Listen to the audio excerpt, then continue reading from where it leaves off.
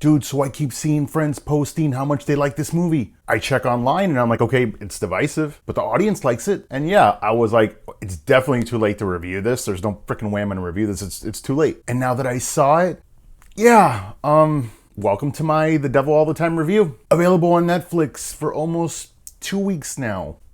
And let me start by saying, whether you like it or hate it, we can all pretty much agree this was a friggin' experience, man. One that I'll say got better and better as the movie went on. And just a heads up, this is not a movie to watch with your kids. No, don't be like, oh, Spider-Man's in it. No, it's not like that. And sure, there are some graphic scenes that definitely give it its R rating. But even if you remove those scenes, just the overall story and tone here, it's freaking heavy. Yeah, this is not a feel-good movie. The Care Bears would be afraid to show up here. Like if they did, they'd probably be shot and molested. In that order.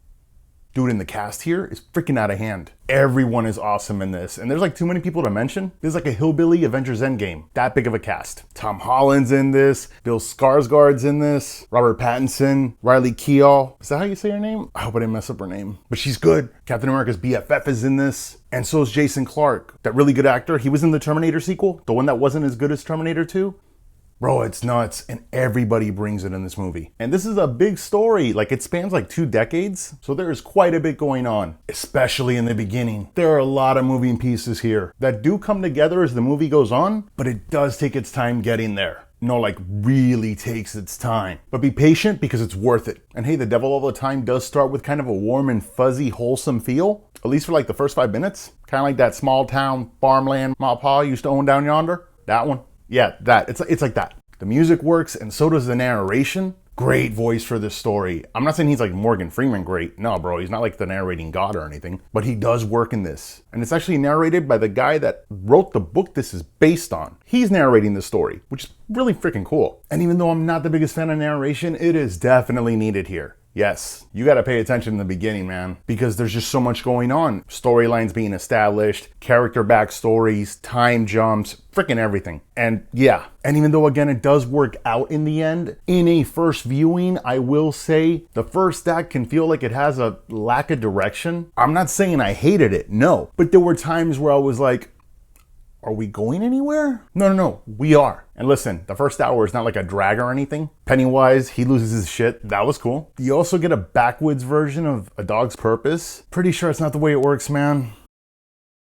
But at the 45-minute mark, you do start to feel some forward movement. And if you're like 45 minutes, dude, it's a 2 hour and 15-minute movie. There's plenty of film left. But yeah, all the dust from the first act does kind of have to settle. And it takes a bit. But you are definitely good by like the 55-minute mark. That's when Twilight Sparkle shows up. You're beautiful.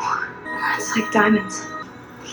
And dude, I mess around calling him that because Robert Pattinson is a really good actor. I mean, you couldn't act your way out of those Twilight scripts. And since those movies, this guy has done everything to separate himself from a romantic, glittery vampire. One minute he's robbing banks with like the handicap. The next minute he's S&M Batman. And if you think you like mermaids, go watch this performance in The Lighthouse. I'm just saying, if you went to Disney and you saw his character getting off of the aerial ride, I would not sit where he sat. That needs to get sanitized. And not because of COVID. He's got range. I mean, the guy had to explain Tenet to everyone, including the audience watching it. Clearly, he isn't afraid of a challenge. All that said, he's still Twilight Sparkles to me because it's fun.